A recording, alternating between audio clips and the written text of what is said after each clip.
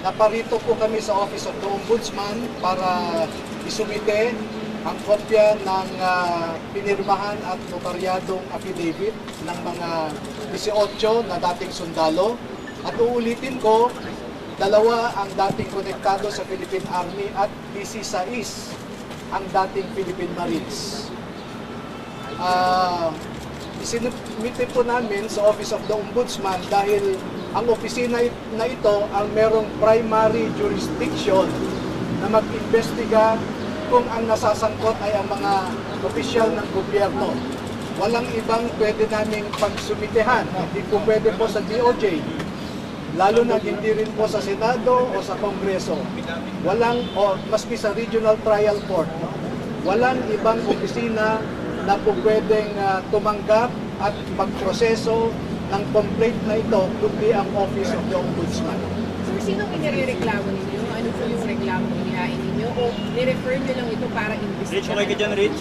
Okay, nirefer namin sa Office of the Ombudsman para magkaroon lamang ng prima facie proof na merong offense na nakumit at ang mga napangalanan doon ay maaaring guilty sa mga offenses na ito. Ano ang mga offenses na ito?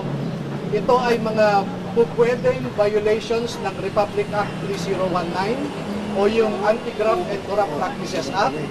Number 2, yung Republic Act 6713 na nagbabawal na tumanggap ang mga opisyal ng kahit anumang regalo at kailangang ang isumite nilang SALN o yung Statement of Assets, Liabilities, and Net Worth ay dapat totoo at hindi falsifikado.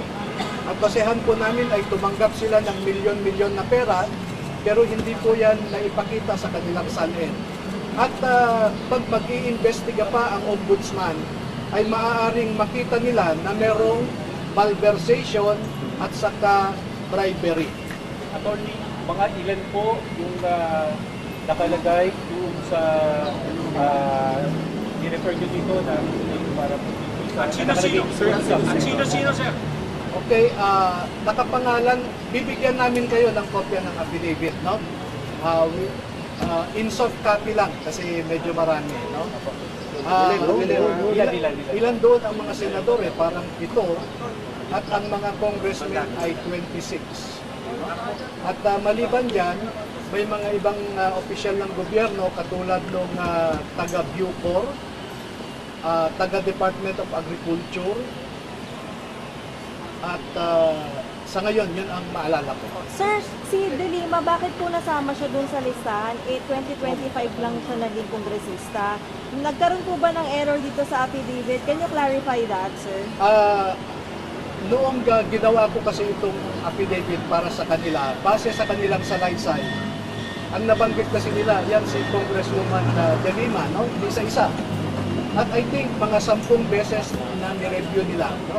Every week, bumabalik ako sa kanila, binibigyan ko sila ng draft, etc. Ngayon, si Congresswoman Laila De Lima ay nakikita kasi na nakikipagpulong sa Unit Town 8 sa Polo Club Townhouse sa Forbes Park. At yung mga pumirma sa affidavit, sila kasi yung naghahanda ng pera, sila yung nagdadala, sila rin yung nagbabantay, no? At bago ang meeting, dinadala sa loob ng meeting place. At makikita nila na yung bitbit nilang mga bagong bagahe na may pera, paglabas ng mga nagmi-meeting doon, ay bitbit na rin nila ang kaparehong paper bag o kaleta man yan. At isa si Congresswoman Laila De Lima na nakita nila mismo, eyewitness, na nagdala ng paper bag na may salapi sa loob na hindi magkukulang na 5 milyon. Pero earlier sa mga nababanggit na nasa listahan, sinatawag nila na sinungalingan, hindi totoo, at meron pa nagsasabi wala raw kredibilidad itong mga hawak ninyo naglalabing wala na pala attorney. Normal po na yan ang sabihin ng mga naaakusahan. Katulad din po noong PDAP scam noon, na ganyan din ang sinasabi ng mga mambabatas natin na peke, pineke ang firma ko, walang kredibilidad, sina Ben Harloy. Normal po yun na depensa nila. Kaya po minarapat namin na idulog ito sa tamang ahensya ng gobyerno, ang Office of the Ombudsman, dahil ito lamang ang pwedeng magsagawa ng isang investigasyon. Pero nababanggit si Ombudsman sa mga, may ganun ba na nababanggit si Ombudsman pagkatapos kay Ombudsman pa kayo nagpunta? Oo, nabanggit si Ombudsman Remulla dahil sa bahay niya nagkaroon ng isang meeting ang mga taga-ICC. Dahil ang obserbasyon po namin, lahat ng places, lahat ng lugar kung saan nagmi-meeting ang mga ICC investigators ay mga pribadong lugar. No? Wala naman silang pinuntahang public office. Kaya, sabi ko nga, wala tayong choice eh. Hindi ko naman pwedeng dalhin sa DOJ. Diba?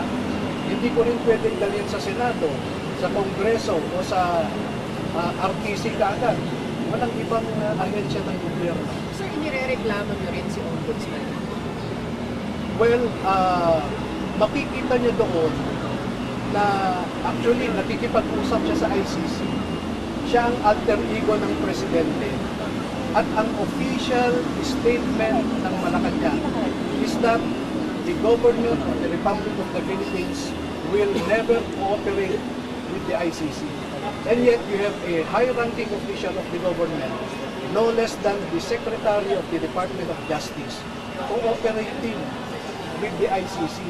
And we have a maxim in law that what you are prohibited to do directly, you cannot do indirectly. Pero sir, may... Anong violation? Anong violation yung pakikipag-usap niya? From the Secretary to cooperate with ICC. Anong prohibition? You know, if you look at Republic Act 3019, if you cause undue damage to a person, Ano kung undue damage ang nakukos niya by talking to the ICC? well, I will not tell you now the possible connection.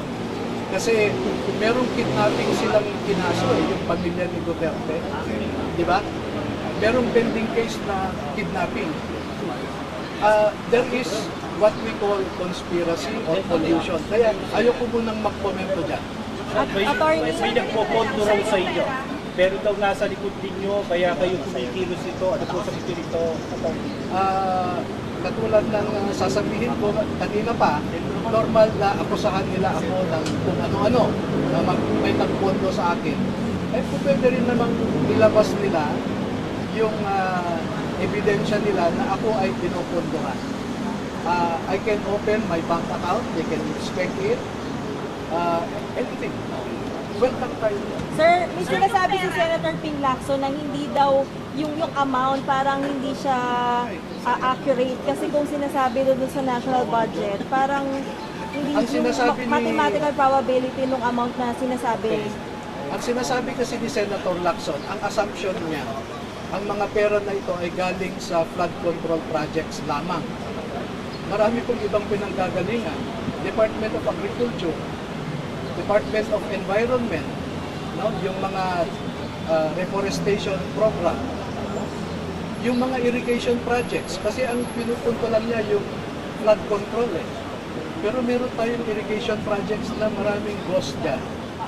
Okay. At makikita niyo naman, kahapon lang naglabas ng statement si Congressman Erice na di umano yung 2 billion na confidential fund ng customs ay kinuha daw ng ating presidente.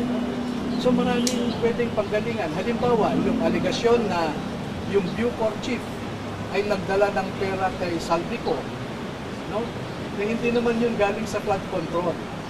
And even assuming na flood control lang, ang total niyan mga 1.3 trillion eh, ang flood control fund, 1.3 trillion. Eh kung makita nyo yung sa PIDA fiscal, 60 to 70% ang kinukuha ng mga mambabatas. Kaya yung sinasabi niya, 70% ng 1.3 trillion is about 800 billion. That is accurate. Kasi nga, binase ko yung statement ko na yan dahil 3 hanggang 4 na beses ang mga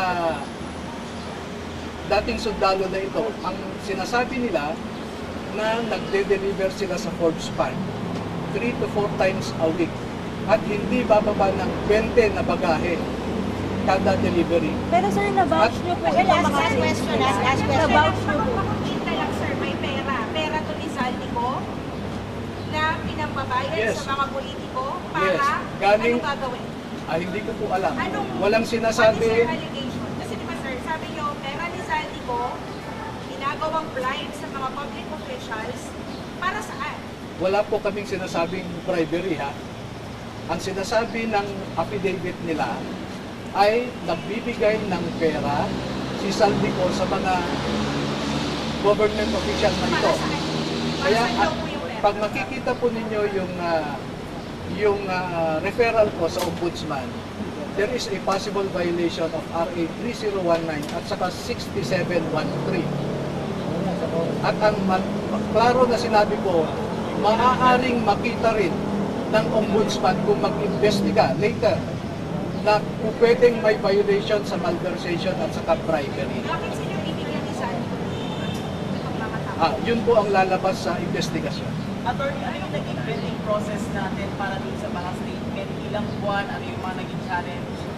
Okay, may mga kinausap akong ibang kasamahan nila na sa ngayon ay yung iba ayaw nilang lumabas, no? At nagbigay pa nga sila ng mga litrato eh. Maliban sa binigay sa akin ng mga 18 na ito, ay may iba pa silang ibinigay sa akin ng pati dokumento. Yun ang vetting process na ginawa ko. At nagumpisang makausap ko sila October pa lamang, no? So November, December, January lamang po sila nag-decide na gusto nilang ilabas ang kanilang nalalaman. Dahil po sa isang insidente na dinamdam nilang lahat, meron silang isang kasamahan na namatay ang kanyang apo sa ospital, 2 years old. Dahil walang maibigay na gamot yung hospital sa apo niya. At namuni-muni niya na ang dahilan na walang pondo ang ating mga ospital ay dahil nga ninanakaw ang pondo. Sir, sabi niyo po nung press con na magkakaroon kayo ng mga paglalatag ng mga ebidensya bukod dun sa pictures tsaka sa statement ng mga marino. Ano po yung bagong ebidensya na inilatag niyo sa referral po ngayong umaga? Okay, itong nasa affidavit kasi nila, ang tinatawag namin dyan ay allegation of ultimate facts. No? Ultimate facts. Pagdating po ng investigasyon ay doon lalabas yung mga specifics, yung mga details, yung mga detalye. Okay? Okay, thank you so much. Thank you.